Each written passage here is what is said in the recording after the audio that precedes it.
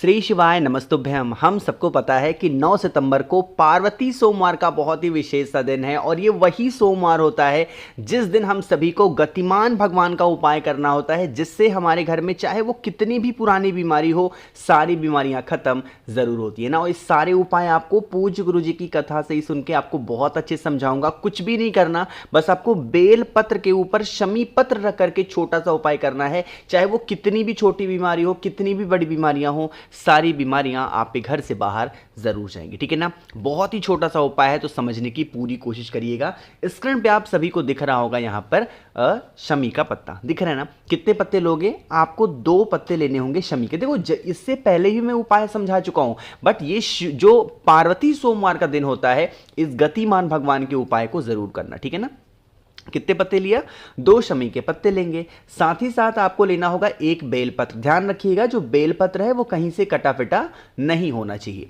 1 बेलपत्र को लेना। साथ ही साथ आपको जरूरत पड़ेगी लाल चंदन की। किसकी पड़ेगी? लाल चंदन की। आपको पता है बेलपत्र में 3 पत्तियां होती हैं, है ना, होती हैं। नीचे की जो दोनों छोटी छोटी पत्तियां हैं ना, उसी दोनों छोटी छोटी पत्तियों पे आपको लाल चंदन को ज्यादा मात्रा में लगाना है। मेरी बात बहुत ध्यान से सुनिएगा, मैंने क्या कहा? ज्यादा मात्रा में आपको लगाना है, थोड़ा सा गाढ़ा लगाना। ठीक है ना। लगा दिया। लगाने के बाद में आपको एक छोटा सा काम करना है। मैंने आपको जो 2 समी के पत्ते दिखाए हैं, उन 2 समी के पत्ते को इसी लाल चंदन के ऊपर आपको चिपका देना है। जब चिपका दोगे तो आपकी बेलपत्र कुछ इस प्रकार से सजी हुई नजर आएगी और 2 आंख इस प्रकार से आपको नीचे की पत्तियों पे बने हुए नजर आएंगे। अरे नजर आ रहा है कि नहीं आ रहा है ना। इसी तरीके से आपको बेलपत्र को सजा लेना। सजाने के बाद में जो आपको तीसरा काम करना है, वो आपको करना होगा महादेव के शिवलिंग के पास जाना है। चाहे अपने घर पे उपाय कर सकते हो या फिर आप कहां पे जा सकते हो? महादेव के मंदिर में। एक बात आपको बता दूं, काफी लोग के दिमाग में ये क्वेश्चन होगा कि भैया जो गतिमान भगवान के नाम से उपाय करना है, आखिर में गतिमान भगवान है कौन? तो ये बजरंगबली यानी कि हनुमान जी के दूसरे नंबर के छोटे भाई का क्या नाम है? गतिमान। फिर आता है रतिमान। इसी प्रकार से कई उनके भाई हैं।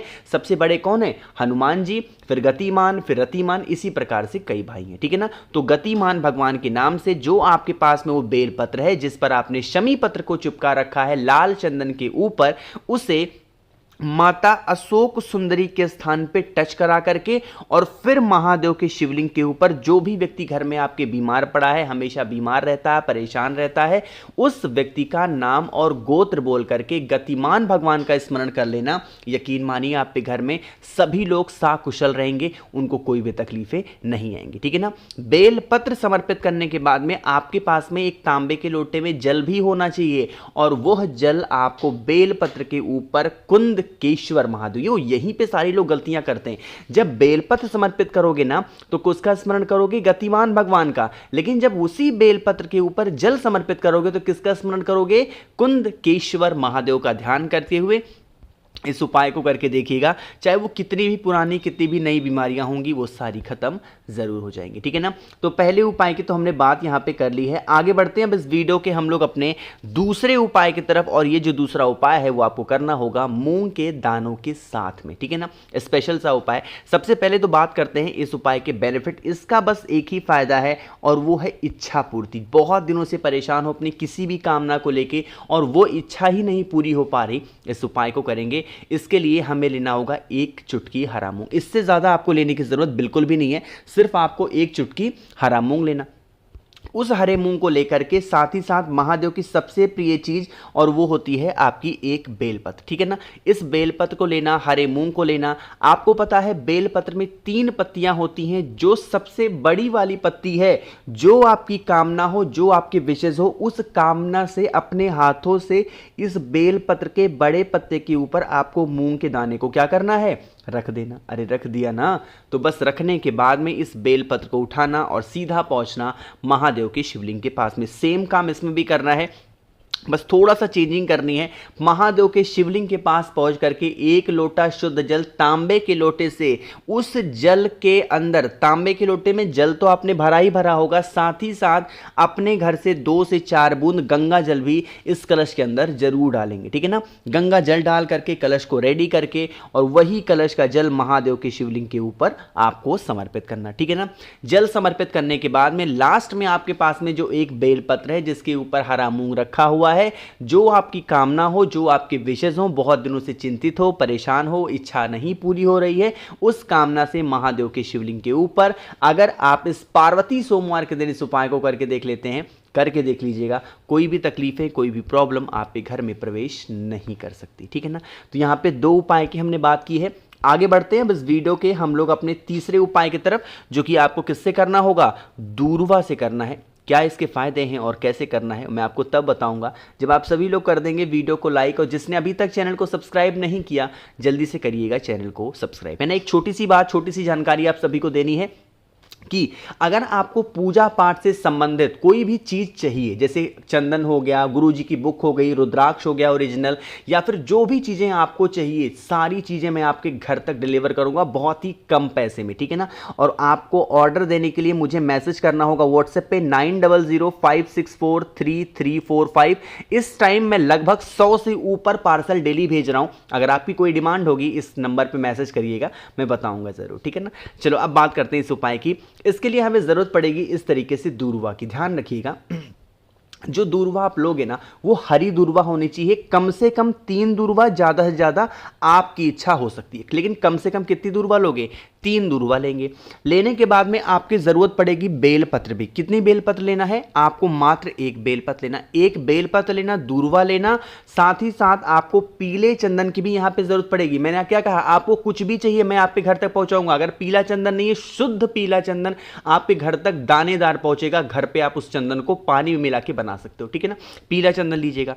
पीले चंदन को लेके महादेव के शिवलिंग के पास पहुंचना। तरीका सबसे पहले समझ लो। देखो क्या करना है, जो पीला चंदन होगा उस पीले चंदन को सबसे पहले माता अशोक सुंदरी के स्थान पे लेपन करना, जैसे मैंने कर दिया। ठीक है ना। पीले चंदन का लेपन करने के बाद में आपके पास में जो दूर्वा है, उस दूर्वा को, जितनी भी दूर्वा लिया है, इसी पीले चंदन के ऊपर रख देना है ना। पीले चंदन के ऊपर दूर्वा रखने के बाद में मां पार्वती का दिन है, पार्वती सोमवार के दिन से इस नाम को जानते हैं, तो आपको मां पार्वती के स्थान पे जो जल आपके पास में होगा, उस जल को पहले गोल गोल जलाधारी पे, जिसको हम लोग माता का हस्त कमल बोलते हैं, उस हस्त कमल पे समर्पित करेंगे। ठीक है ना। समर्पित करने के बाद में आपके घर की जो भी सिचुएशन है, जो बहुत खराब सी चल रही है, बहुत दिनों से परेशान चल रहे हो, अपनी उस कामना से कुंदकेश्वर महादेव के नाम से उस बेलपत्र को महादेव की शिवलिंग के ऊपर समर्पित करके और चुपचाप अपने घर की तरफ चले जाना। जिस कठिनाइयों से आप परेशान होना, जिसको बोलते हैं ना कि वो दर्द खत्म ही नहीं हो पा रहा, फैमिली परेशान रहती है हमेशा, तो आपको इस उपाय को जरूर करना चाहिए। ठीक है ना। हम लोगों ने यहाँ पे 3 उपाय की बात कर ली है। आगे बढ़ते हैं इस वीडियो के सबसे आखिरी और बहुत ही छोटे से उपाय की, जो कि इस वीडियो का हमारा चौथा और आखिरी उपाय ना, समझने की कोशिश करते हैं। जैसे मान लीजिए कि आप पे घर में क्रोध करने वाले व्यक्ति बहुत ज़्यादा है ना, हर छोटी बातों को लेके घर में क्रोध करना, गुस्सा करना, चिल्लाना, मारपीट, ऐसी सिचुएशन, ऐसी कंडीशन घर में बनी है, तो आपको क्या करना है, इस तरीके से लेना होगा 1 बेलपत्र। ठीक है ना। इससे ज़्यादा नहीं लेना। बेलपत्र लेने के बाद में यहाँ पे आपको दिख रहा होगा चावल पका हुआ, लेकिन आपको पका चावल नहीं लेना, आपको क्या करना है, कच्चा चावल लेना है। ज़्यादा से ज़्यादा आपको 5 से 7 दाने लेना, इससे ज़्यादा मत लेना। ठीक है ना। उस चावल को लेकर के बेलपत्र का जो बड़ा वाला पत्ता आपको दिखता है ना, ये वाला, इसी पत्ते के ऊपर उस चावल के दाने को रखना। ठीक है ना।